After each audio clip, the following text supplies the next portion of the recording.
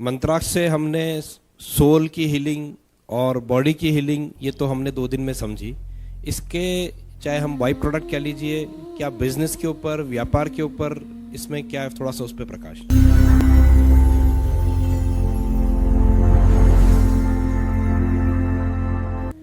मंत्राक्ष से हमने सोल की हीलिंग और बॉडी की हीलिंग ये तो हमने 2 दिन में समझी।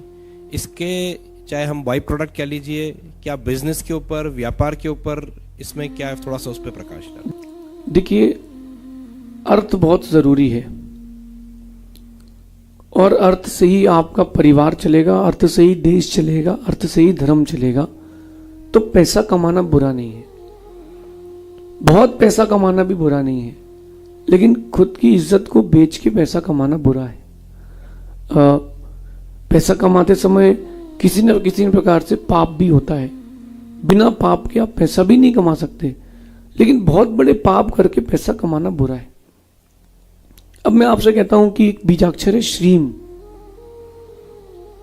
आप श्रीम बीजाक्षर का ध्यान कीजिए। पीले में लाल, यानी पीला बैकग्राउंड, लाल बैकग्राउंड और पीले में श्रीम। आप इसका ध्यान कीजिए, सिर्फ श्रीम।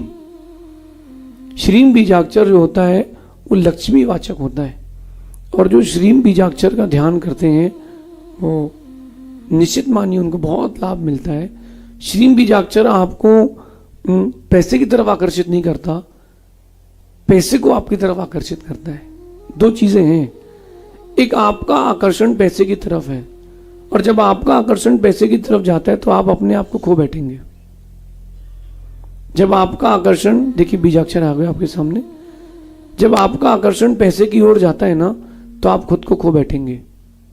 लेकिन जब पैसे का आकर्षण आपकी तरफ आता है तो आप बहुत कुछ बना सकते हैं। श्रीम बीजाक्षर का ध्यान या श्रीम की माला भी आप फेर सकते हैं, चलते उठते बैठते फिरते।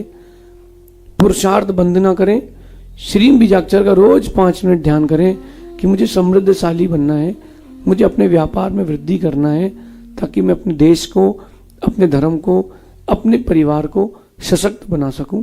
श्रीम बीजाक्षर का ध्यान कीजिए।